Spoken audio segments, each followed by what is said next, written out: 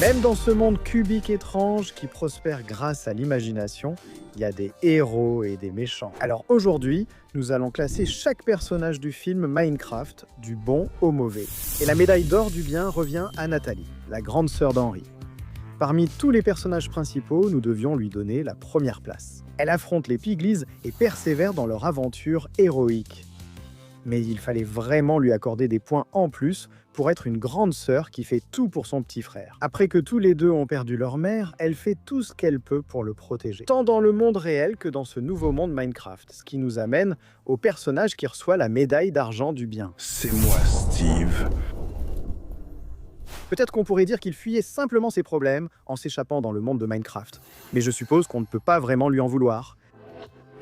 Je ne le sais que trop bien. Et il faut mentionner que sa loyauté envers son loup apprivoisé, Dennis, est vraiment remarquable. Il est prêt à faire à peu près n'importe quoi pour s'assurer qu'il soit en sécurité. Et lorsque ces 4 nouveaux voyageurs arrivent, il les sauve immédiatement et les prend tous sous son aile, combattant à leur côté pour protéger l'Overworld et vaincre Malgosha et son armée de piglins. Et il encaisse même pas mal de critiques de la part de Garrett au début, tout en gardant cette attitude positive et optimiste.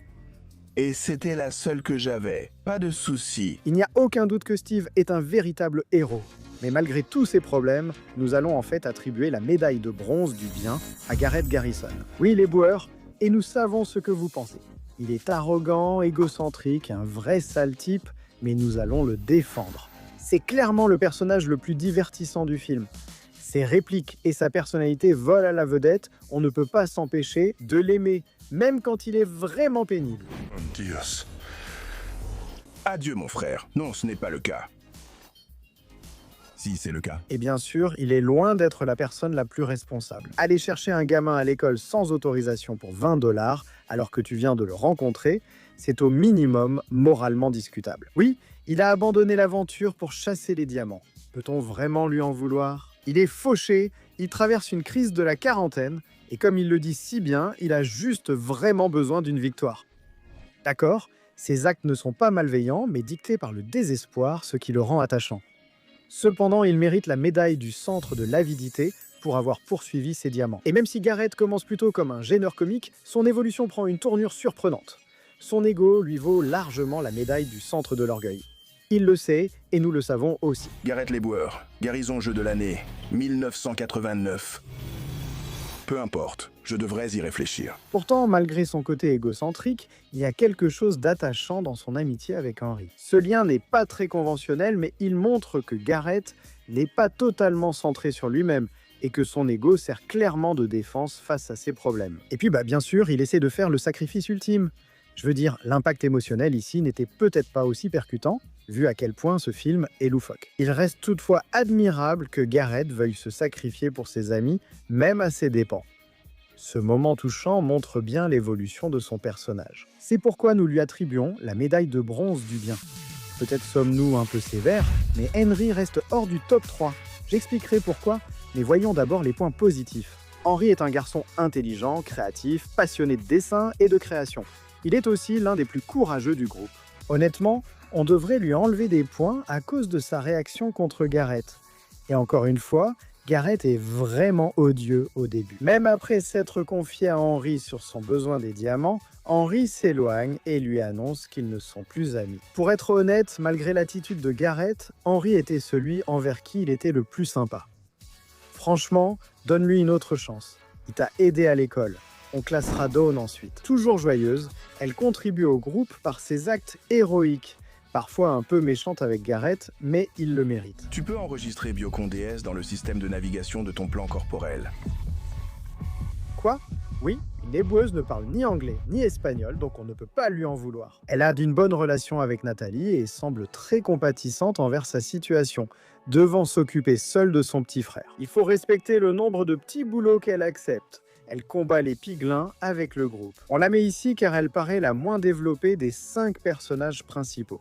Finissons la partie positive. Avec Denis, apprivoisé au départ par Steve après qu'il ait offert un os à un loup agressif, Denis devient rapidement le meilleur ami de Steve et son acolyte de confiance. Les deux partagent de nombreuses aventures, y compris une évasion périlleuse du Nether, où Dennis aide Steve à voler les clés de leur cellule. Dennis croise la route d'autres personnages, et dans Steve de manière plus indirecte. Et finalement, il retrouve Steve après avoir été apprivoisé par Dawn et avoir rejoint son combat contre l'armée de piglins envahissantes.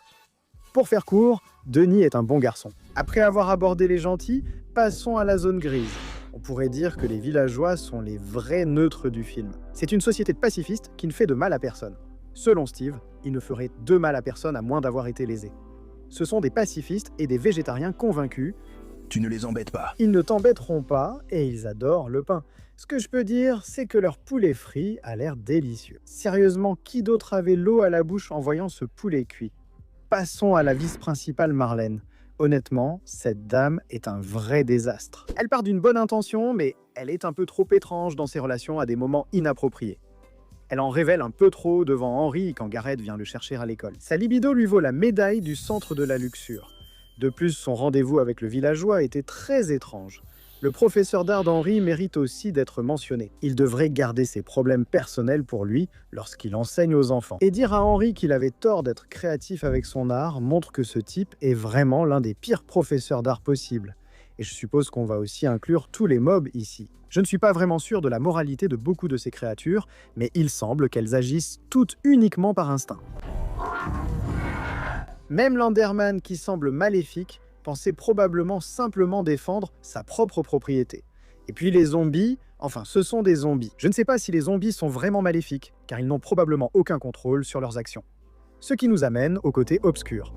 Ces personnages sont les méchants et les mauvais. Et nous allons commencer avec les piglins dans leur ensemble, qui, en tant qu'espèce, remportent la médaille de bronze du mal. Les piglins sont essentiellement une société de créatures avides et assoiffées de pouvoir, avec un vrai talent pour semer la destruction. Ils ont ravagé le Nether pour ses ressources et ont maintenant jeté leur dévolu sur l'Overworld. Poussés par le règne tyrannique de Mulgosha, bien que leur société soit imprégnée de violence et de conquête, on perçoit chez eux quelques signes d'individualité. Ils ne sont pas tous des machines à tuer, mais obéissent sans questionner.